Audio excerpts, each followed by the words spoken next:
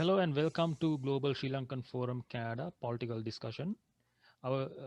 Joining me today is Ruan Pereira, GSLF Political Analyst. Our topic today is geopolitics and its impact on Sri Lanka, potential impact in the future and presently. We are planning to discuss recent changes in the United States and its global impact with special attention giving to Sri Lanka. So, welcome, Ruan. Thanks To for having me, Shamal. And to start off, one of the hot topics is the recent inauguration of the new president, Joe Biden, in the United States a few days ago. What? So my first question is, what would be the changes in U.S. foreign policy? As we know, like when each president comes into office, their foreign policy changes as well. So with the new elect president, what would you think his new foreign policy is? Yes, Shamal. So we can expect some policy changes. So as we have seen in the past, there are some differences between Republican Party foreign policy and the foreign policy of Democratic Party.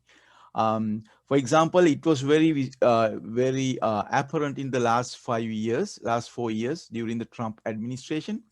So one of the slogans, so one of the things that Trump is proud of, as according to him, is the fact that he did not initiate a war, foreign war, right? And it's not the same for the previous few presidents, like previous three presidents, like starting from Bill Clinton to George W. Bush and Obama. So all of them started a war, or perhaps more than one war in case of George Bush. I think during the time of Bill Clinton, we could see the Balkan War. I think at the time of Yugoslavia's disintegration, Mhm. and then George W. Bush, the junior one. So he had Iraq War, and he had wars back to back, and Iraq War, and then first it was the Afghanistan War in 2001, Mhm. I believe, and then the war in Iraq in 2003. And even under Barack Obama, we could see few wars, especially the one in Libya. So, uh, however, Trump administration did not initiate a war, and now again the Republicans are out of office, and Democrats are back, and we might see some differences in terms of conducting foreign wars. At the same time, there might be differences in their priorities. Like for example, Trump administration had put a lot of emphasis on setting up commercial relations with China, and paid less attention on NATO, and but under and also he also withdrew from UN Human Rights Council. So therefore, but under Biden administration, we can expect a comeback to the UNHRC, and also less attention on resetting commercial relations with China, and I mean the so-called trade war. So we can see U.S. withdrawal or retreat from the so-called trade war. So these are some of the things which we can expect. We Right. can discuss this one in detail in Mhm. the coming rounds. Now, when you say Trump administration did not start any war, we know that under the Trump administration, General Qasem Soleimani, Iran's top general, was assassinated by an airstrike, and that almost went into a full-scale war. What do you uh, think of this? Like, I mean, technical. I mean, if you look at it, they did try to stir up a war with Iran. Yes, Shamal. The point is that so there was a provocative action from the U.S. side, but somehow they managed to avoid it. Like I think if there was a if there was a will from the U.S. side to escalate, so they could have done that. So in the past, most of the time, it was not the country being invaded, but the United States which did everything to provoke that country and drag them into a war. But in this case, Trump was not decisive on getting into a full-scale war, and it was apparent from the fact that he did not attack when Iranian had a nuclear, not nuclear, a missile strike on US installments, right? So after the I think after first strike, so there was an attack on U.S. installments, but Trump did not retaliate. So there was some restraint from U.S. side as well. So I believe so that came from the fact that he was not willing to go to war. So his idea, his idea was to avoid was as far as possible. So that's how I view that. I see. And do you think that his administration did support other wars in other countries, for example, providing arms and ammunitions to to other nations to engage in other countries, airstrikes or like military actions, like for example, providing arms and ammunition to Saudi Arabia, and whereas they can go and strike Yemen, or so. What do you think of? Yeah, so I believe Mhm, those kind of covert operations were there. So I think it's irrespective of the regime. So the Central Intelligence Agency and other intelligence agencies are eh, um, always on alert on the things happening in the world, and they have plans. They plan accordingly and do some manipulations. So that thing we can expect this type of activities throughout the administration, even throughout any administration. So I believe mhm, that process continued, but the intention to conduct a full scale war wasn't there under mhm, Trump administration, and there was a reason, because he was expecting to revive US economy as mhm, per his as he claimed, and in order to do that he need to prevent funds being allocated into to useless wars, mhm, right? Unnecessary wars. So that was the underlying intention. So because of that, I think he refrained from getting into wars, even though those covert mhm, operations continued. mhm. And my next question is, how would the Biden administration handle relations with China? We know that the Trump administration was quite hostile Yes. towards China, especially with the South China Sea incident, and Trump administration was threatening sanctions and economic sanctions. How would you think the Biden administration will handle this? So do you mean the Taiwan issue, Yes, or with you the mean in Taiwan general? also and the South China Sea issue as well. I mean, Chinese are building an air base, like Yeah. bases in the South China Sea, which the U.S. claims those territorial waters does not belong to the Chinese. So, how do you think the Biden administration handle relations with China, considering all these? Yes, Shamal. So I believe that there will be a different approach to China. I Mhm, mean, there will be a different China policy altogether.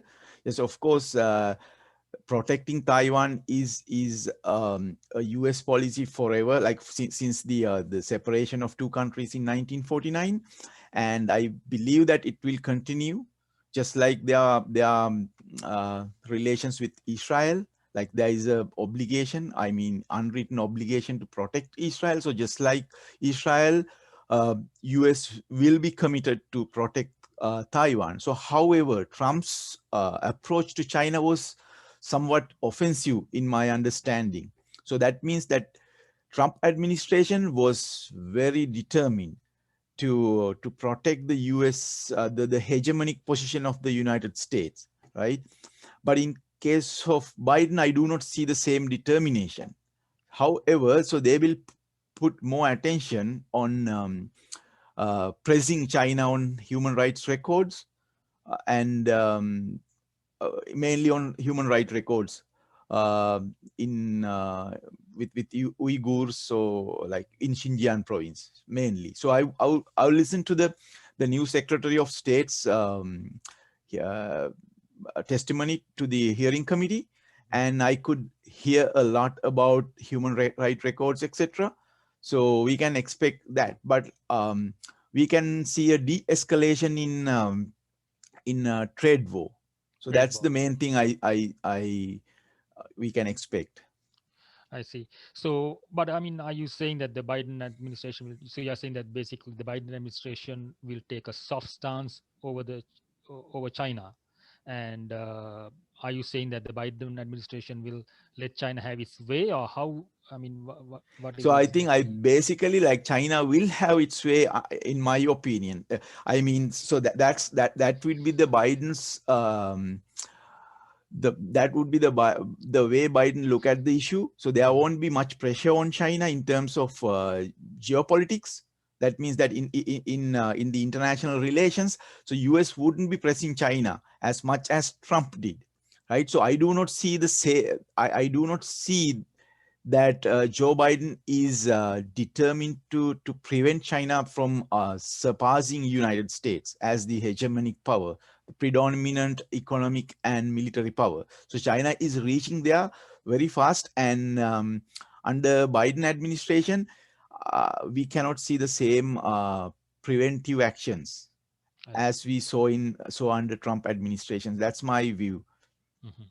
So, considering these two, now how will this impact Sri Lanka? I mean, we know that Sri Lanka is having close relations with China, and Yes. how do you think this will affect the Sri Lanka China relations along with Sri Lanka USA relations? Yeah, so there was like actually even under Trump administration, there was enormous pressure on Sri Lanka Hmm. on certain things. So that basically US wanted Sri Lanka to side with their camp, right? Side with Hmm. India and United States. So there will be the same pressure under the new administration, but Hmm. uh, but more than that, so we can expect more pressure on the human rights front. um, so as we all know, that the United States withdrew from United States Human Rights Council in 2017, I Hmm. believe, or a few years back Yes. under Trump administration, Hmm. and then so therefore uh, we did not see. So as I remember, Sri Lanka, US was the co-sponsor of the resolution brought in against Sri Lanka, Hmm. and with their withdrawal, uh, the the impact of the resolution Resolution, yeah, was kind of diluted, diluted, right? yeah. Hmm. And so with Biden administration, it is very likely the United States joining back to the UNHRC, and Hmm. the same pressure will continue. That's what we can expect from that end. But in the geopolitical end, we can see the we can see a bit of a slowdown on their joint mission with India, Japan, and Australia, right? And pressing Sri Lanka on certain concessions. So that process will slow down. I see. So, how do you think we should handle this as Sri Lanka? I mean, Sri Lanka, the Sri Lankan government. How do you think we should handle this in the next sessions that is going to be happen in Geneva? I mean, You mean the UNHRC? So I yes. believe Mm-hmm. I believe it's all about winning countries, right? Mm-hmm. Winning major powers. So we have always had support from Mm-hmm. China and Russia. So they Yes. always stood by Sri Lanka in the time of need, and then we can expect them to support in the same manner. But Mm-hmm. however, if United States come back to UNHRC, they will be able to gather more support against Sri Lanka, Mm-hmm. right? And we don't expect that to happen in the coming session. I think the 46th session 46. in March, Mm-hmm. or but we can expect it to happen next year. Next year. So therefore, I believe like Sri Lanka's path is to improve diplomatic relations with the key countries, all these Mm-hmm. countries, and try to to persuade them not to vote against Sri Lanka. So that would be the strategy. Mm-hmm. And yeah, of course, part of the strategy should be to provide evidence to show that nothing happened.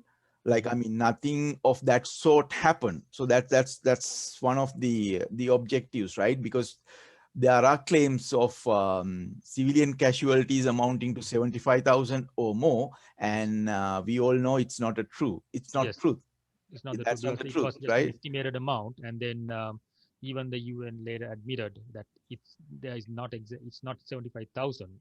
I Yeah. mean, and then So I think there was no mhm, objective evidence on that. I think yes, someone has written a report. I think it's Darusman report. the Darusman report. That's where the figure first appeared. I think the figure Mhm, of 40,000, and the reports, the subsequent reports or allegations were based on that, right? that, So yes. since there was not since there was no constructive or concrete evidence to prove that there were 40,000 deaths, Mhm, so it's very difficult for them to prove it in a court of law. So yes. however, so this is not a judicial process.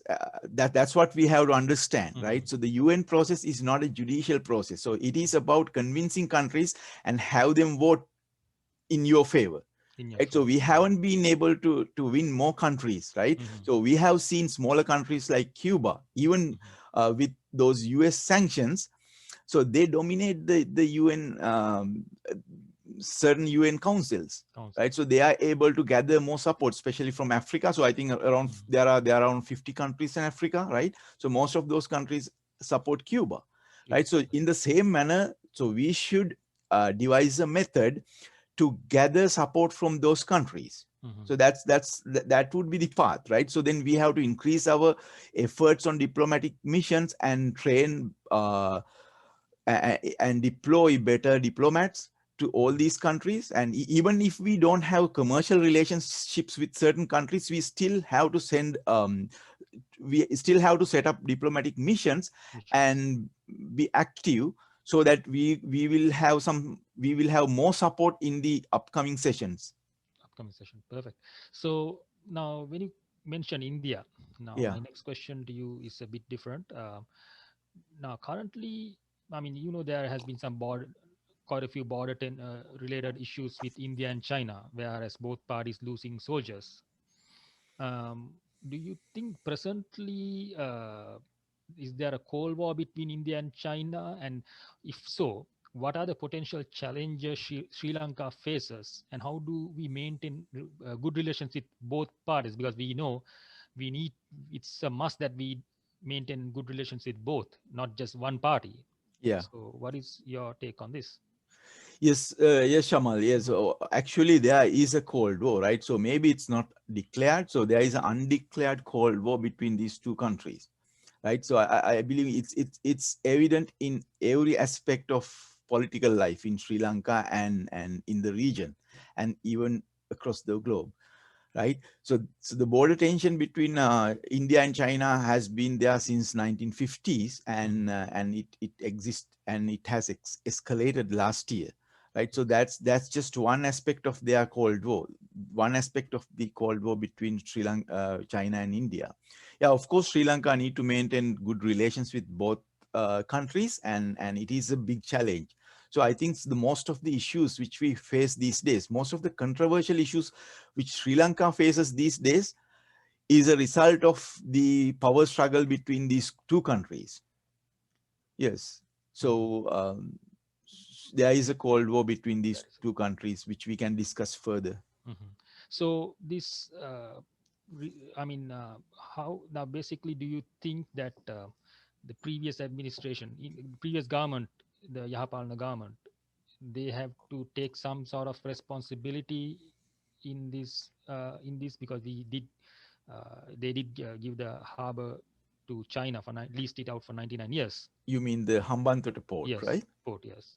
So do you think this might be one of the primary causes for this, or like, I mean, for us to manage all these superpowers in our countries, like Yeah, country? I think it started with our relationship with China. I mean, there is no starting point. I think the Cold War or the tension between India and China is a natural phenomenon, Yes. right? So both countries are rising. So China started its economic rise in 1980s, mid Mm-hmm. 1980s, and it has been growing uh, over over 6%. I mean, there has been a GDP growth over 6%. throughout this 30-year plus period, Mhm. right?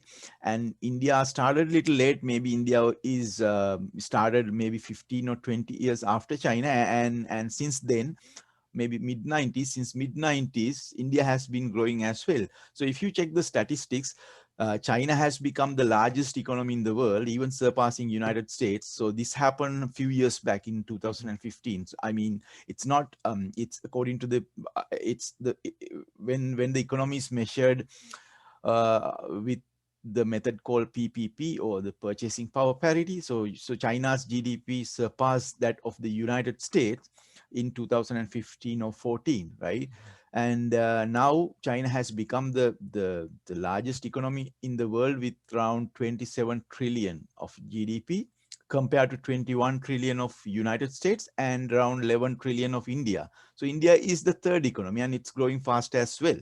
Mhm. So with the rise of both powers, India and China, a clash is inevitable, and considering the fact that they are sharing a border, Got it. right? The border is, I think, it's a very long border, Mhm. around 4,000 kilometers across Himalayas, and so they are bound to get involved in a border clash, and that's what's going on. But that's a small part of the large picture, Large picture. So we can larger differ. scale Cold War between them Yeah. to dominate Asia. So I Mhm. think the both powers, historical and currently, Mhm. uh, believe that they are destined to lead Asia, Yeah. right? So it's like France and Germany, right? Germany. Yes. Right. So if you take France and Germany in Europe, so both these nations thought that so they were the leader of The the continent, right? continent. Yes. All right. So now, my next question is quite related to Sri Lanka. It's actually a very, vastly discussed topic. The proposed ECT, or the East Colombo Terminal project, and India's involvement, and how now we know that it's they are saying about public-private partnership, and then 51% the Sri Lankan government is holding, and they are agree to give 49% the to India. Um, so now the government claims that this is not a sale, but as I mentioned, the PPP, the public-private partnership, is it beneficial to the country? What is your view on this? Like, Yes, so this has been it seems it's a controversial topic, mhm, and we cannot give a straightforward answer to this one, because generally public-private partnerships are good, right? But without studying the business case behind that, so we cannot give an answer. So however, we haven't seen official there is no we haven't seen an official document of this proposed project. But we hear a lot from the unions, trade unions, and the other parties which are against the deal. So what we hear is that the ports authority has sufficient amount of funds to carry out this project. So I mhm, think, as far as we hear, as far as we understand from what we hear during those political discussions by trade unions mhm, and the opposing parties, sometimes the engineers mhm, in port in Colombo Harbor, and some other parties associated with them. So they claim that the amount requested, or the amount which Indian company will contribute, is around 700 million. And according to the employees of the Colombo Harbor, the ports authority already has this amount, has an amount close, has reserves closer to 255 million, and they are capable of financing the project with little help from domestic financial institutions. mhm. So according to them, so this is a project which can be carried out by the ports authority. So Authority. therefore, Mhm. um, giving 49% of the ownership to a foreign nation is considered to be a loss, Loss. according to their view. Like, that's the commercial part. But in order to form an opinion, so we need to see this proposal in full. and understand the profitability projections, Economic projection, etc., and the business model proposed, yes. and what would be the opportunity cost if you wouldn't do so, etc. So there are so many aspects for us to review before forming an opinion. Mhm. But from the data, from the information available right now, not from the government but from the other sources, it seems to be it doesn't seem to be a profitable venture for Sri Lanka purely on economic terms. But On economic. however, Mhm. this public resentment is not purely economic, No, right? So yes. the people are upset because they feel that Sri Lanka is losing in this game, uh, in terms of profits, which Mhm. Sri Lanka should get instead of sharing with India, right? Apart from that, there is the resentment is partly because of the involvement of India. So, for example, like if you take a different country, like for example, if Denmark is investing, or South Korea, right? Mhm. So we might not see the same public resentment. So it's Resentment. partly Mhm. political resentment towards India, and partly because of the perceived economic loss. Economic loss. So basically, you think it's best to not go into this venture? I mean, in your opinion, what is your opinion and what? Yeah, I think from the government's perspective, and for Mhm. government to maintain its popularity, Popularity, yes. it Mhm. should very carefully analyze this project and think over and over again Mhm. before committing to India, I believe. But I heard that there is huge pressure from India uh, to make Sri Lanka agree to the project, right? Mhm. And so the reasons are not clear. So the explanation which we hear is the geopolitical requirement of India Mhm. to face its competition with China. So China. they have convinced the high officials in our government that it's it is something, it's a must for them to have a foothold in Colombo Harbor, perhaps because of the Chinese presence. So it's a complex issue, and Mhm. we believe that it needs a complex solution, Solution and as well. it's not giving it away to India. Perhaps the government should take India's security concerns into consideration, and give them a comprehensive solution. Like if their concern is the Chinese presence, so then we Mhm. should be able to figure out a way to take back the projects granted to China, at least China. if Mhm. not all, some of them. So, or Yes. reducing the term, etc. So this is, as I said, it's a very complex issue, and it requires a complex and complex answer, complicated, Mhm. comprehensive answer.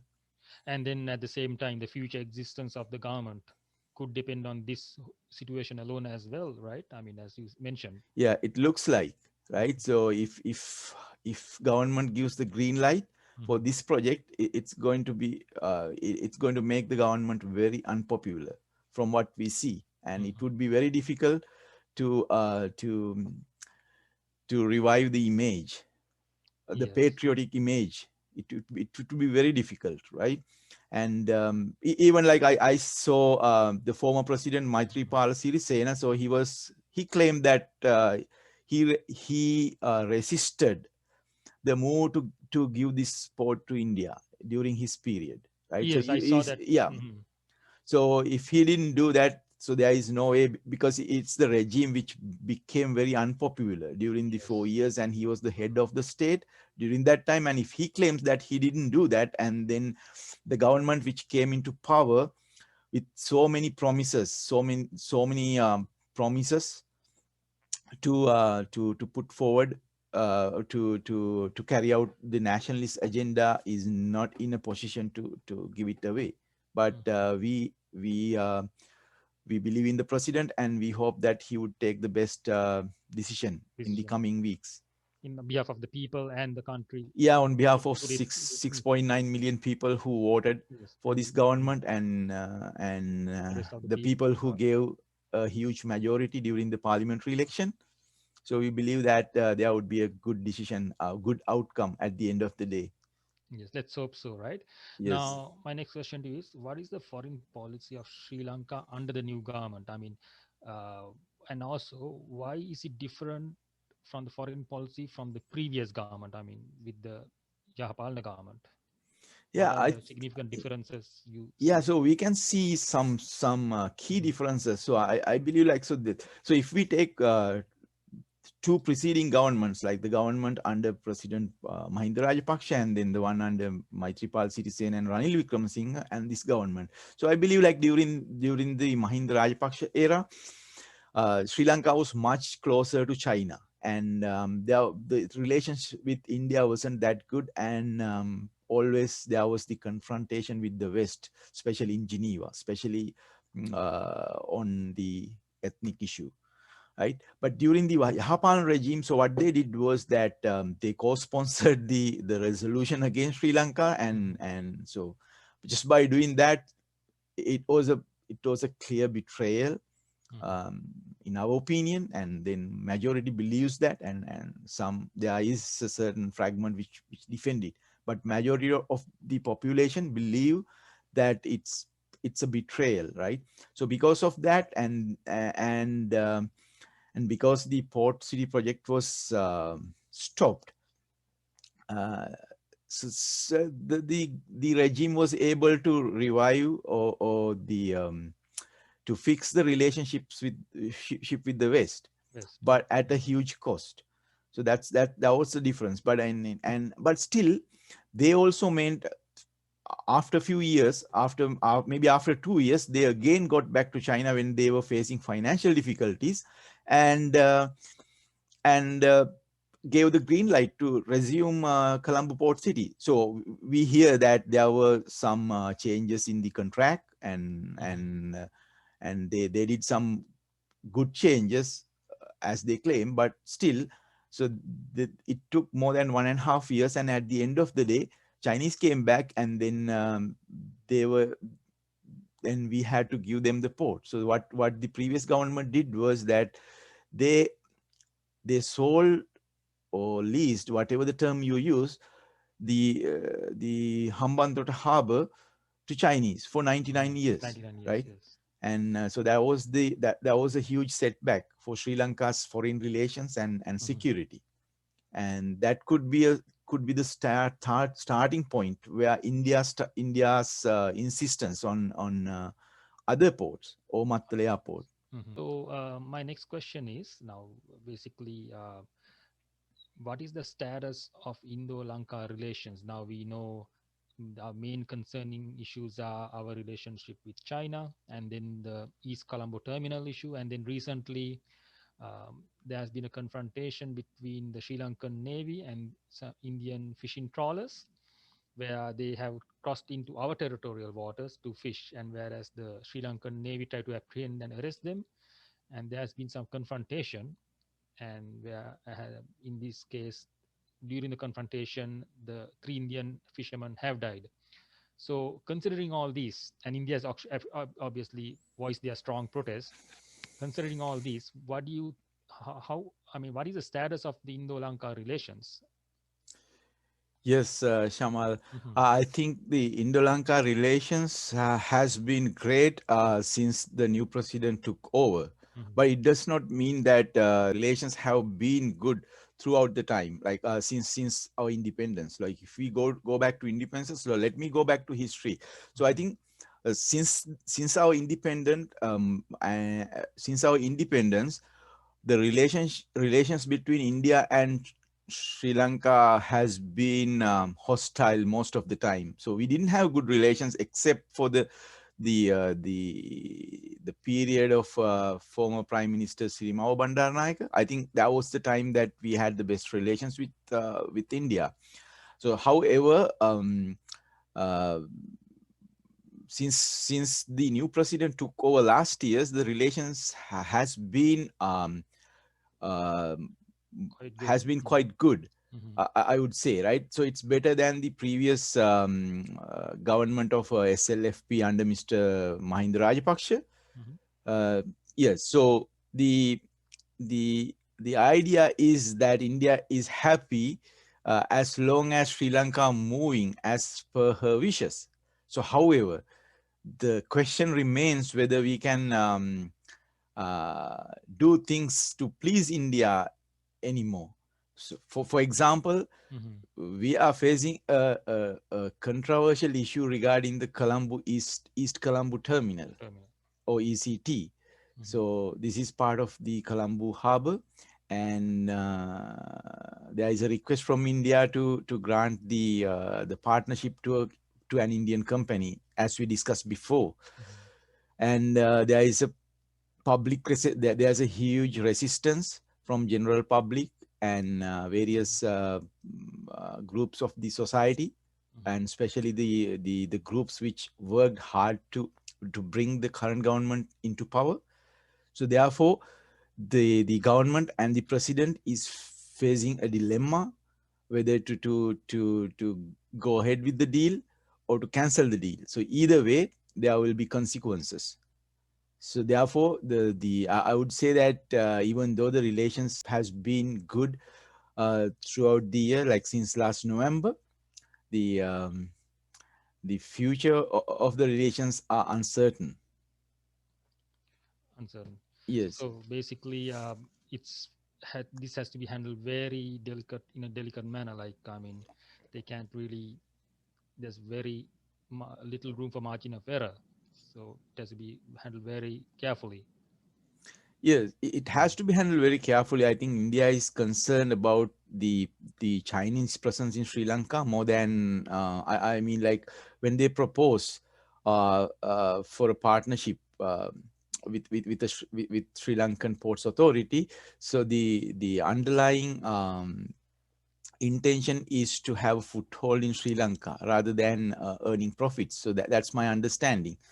So they need this, they seek this presence because of China's presence in other ports and even in Colombo, right? So it's a delicate issue and it has to be handled very carefully. Perfect.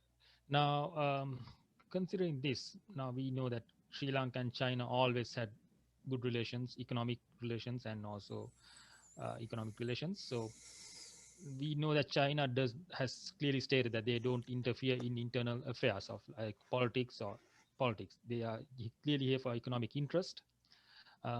So my question is, what is the status of the relations between Sri Lanka and China, considering now we are trying to give a part of the East Colombo terminal to India? So how how are the relationship between China and India is managed these days with the current government? Yes. So I believe like the relations between China and India, China and Sri Lanka is really good, and it has been good even during the Mahinda Rajapaksa government. I think it was the best period.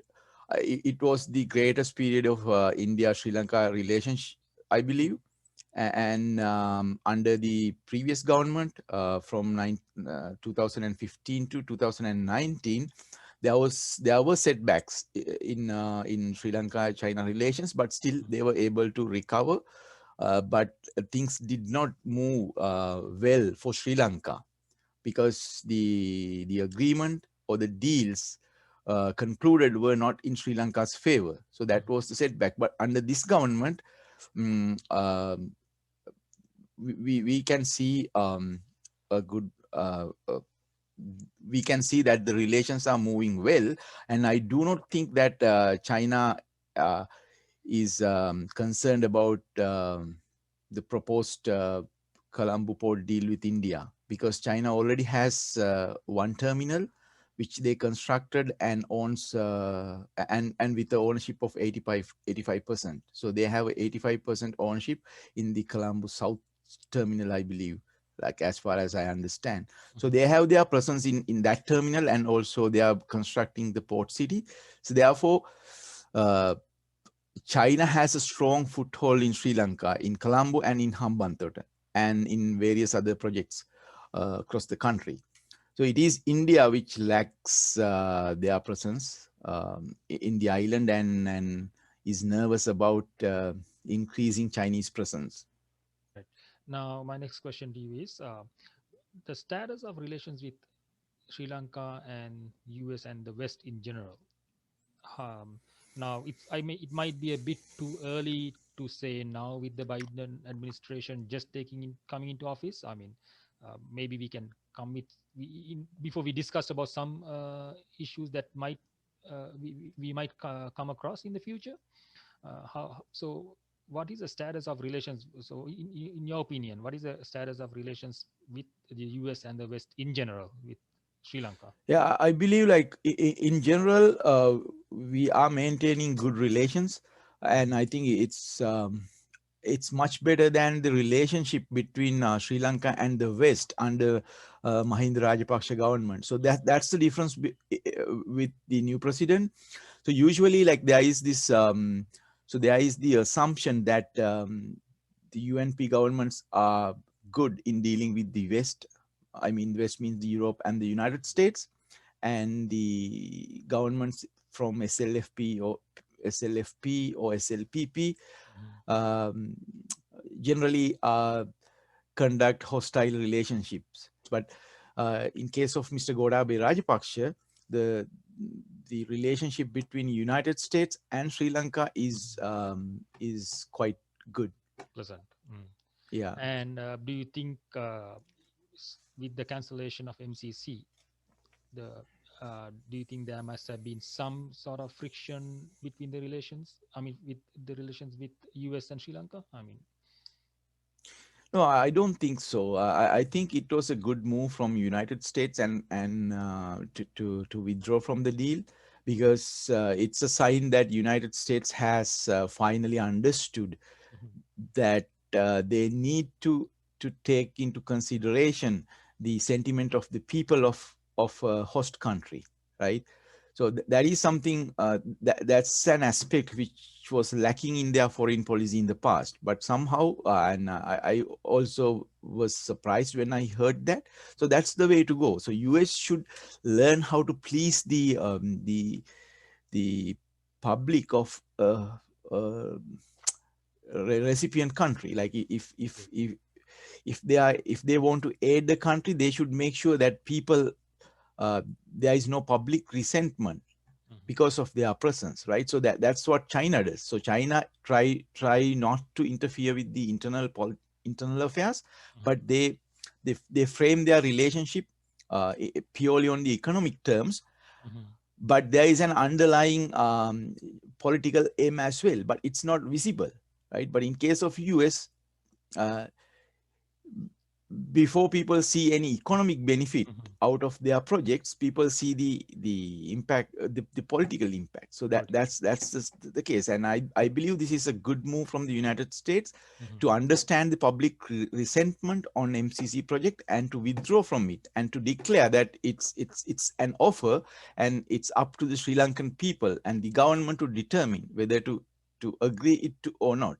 mhm, And I believe that's a good move, and that was a positive sign, and it kind of help improve their image, improve the image of the United States in Sri Lankan's mhm. mindset, So in Sri in a Lankan way, mindset. Yeah. so it was a win-win situation in canceling this, like for both US and for the current president, and also primarily for the country Yeah, itself. Mm, yes, I believe like if United States want to want Sri Lanka to stay away from China or have a certain distance, so then US should help Sri Lanka mhm, to achieve certain development goals, right? So since China has enormous capital at its disposal, so it's natural for Sri Lanka and other developing countries to turn to China for sure. capital requirements because they need a lot of money to develop the country, right? Like not only Sri Lanka, like if you take any country like Bangladesh or Mhm, Thailand or Maldives, so any country, so it's natural for them to turn to China. But if US doesn't like that, uh, then there has to be concrete action from their end to address certain concerns, like certain development requirements, right? mhm, So that's a good move. But at the same time, they need to check whether whether the public opinion is not against them. mhm. Perfect. So my final question now, it's increasingly evident that recent events that US and India are getting closer now with the Biden administration in the aim of confronting or containing rising China. All these powers, superpowers, want a foothold in Sri Lanka and Hmm. come up with they have come up with various demands. Right. So how could Sri Lanka as a tiny island, I mean, Hmm. balance all its relations with these competing powers? I mean, we may be tiny, but we are geographically a huge country. The geographical importance in South Asia, Hmm. Sri Lanka holds a huge position. So Yeah. position. So that's why most of all the superpowers are interfering, trying to interfere at least, or stepping into our country. Yeah. So how should we balance this? So obviously China is the rising power, and Mhm. even though India is also rising, it's still far behind. And China's rise has made the United States nervous, and it's not a new thing, and it's been there for like around 20 or 30 years. And US knew that China was rising, but there was the expectation that it would collapse at a point, right? So they expected, because the US intellectuals and diplomats always claim that China cannot sustain its development, and the political and economic model is bound to collapse, right? So that's what we heard during the last 20 or 30 plus years. So somehow it hasn't happened. So instead, China has surpassed United States economically, and it's about to overtake United States militarily as well. Mhm. So United States understand, like, having a population less than one quarter of that of China, it's very difficult to contain China's rise without creating alliances. Mhm. And India, with an equal population to China and a rising power right next to China, has been chosen as the perfect partner for US to counter China, Yes. right? And and another country which has become very nervous is Japan, right? So Mhm. it is also an Asian power, and also an economic power, but it's relatively smaller compared to China, right? So I think Japanese population is around 125 million, Yes. and Mhm. it may be less than one tenth of China's, right? So therefore, Chinese economic power is huge, and Japan alone cannot face it, and Japan and United States alone cannot face it either. So therefore, they are courting India and try to help India in every way possible to become the real counterweight to China, Cultivate. right? And Sri Lanka has got uh, caught in between this power struggle, and it's up to us to use it for our advantage, or it will destroy us, right?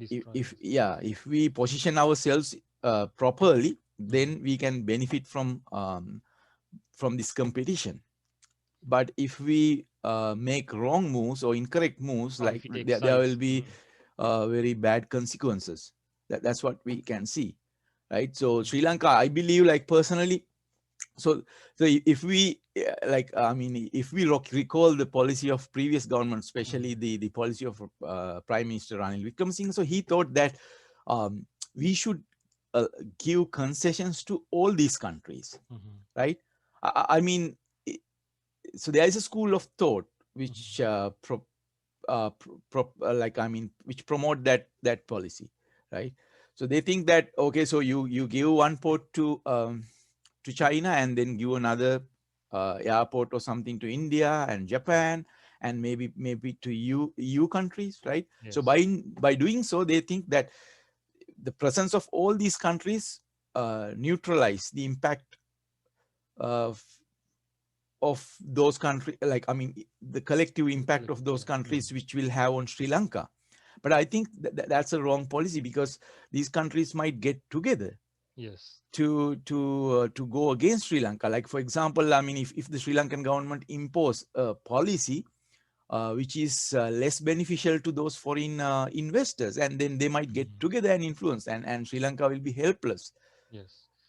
in such occasion, or they might fight each other. So if there will Mhm. be a war between these camps, it's very likely that the war, the Sri Lanka becoming the theater for that war, right? It So might then, trickle down to and Sri Lanka. Yeah.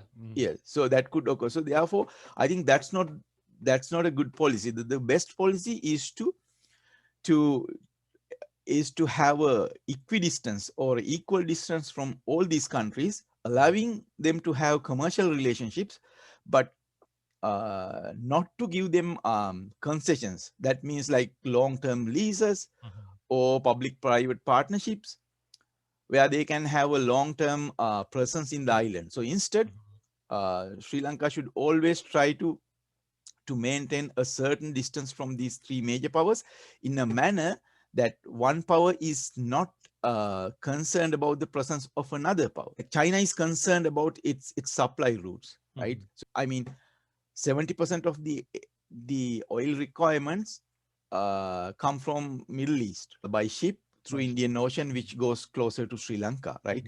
So they are afraid that either United States or India will block their naval routes in an event of a war. So Yes. in order to prevent that, China had taken many measures, including building ports across that naval shipping line, across that naval route, right?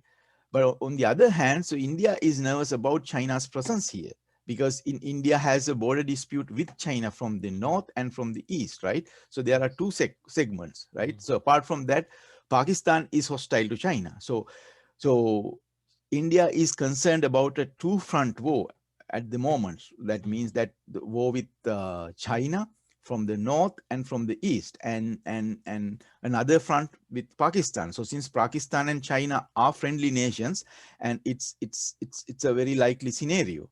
But so in addition to those two fronts, a heavy Chinese presence in Sri Lanka might open a third front, The third right? So front. Yes. India will be attacked from three fronts, and which India wants to prevent.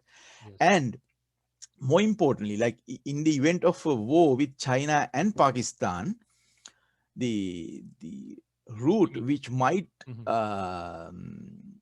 India might get help is the southern route, right? So if China occupies that route, so it will be very difficult for United States to provide any assistance, Yes. or any other country, right? Or for example, France or even Russia, right? So all the roads will be blocked, and India will be in a very difficult situation.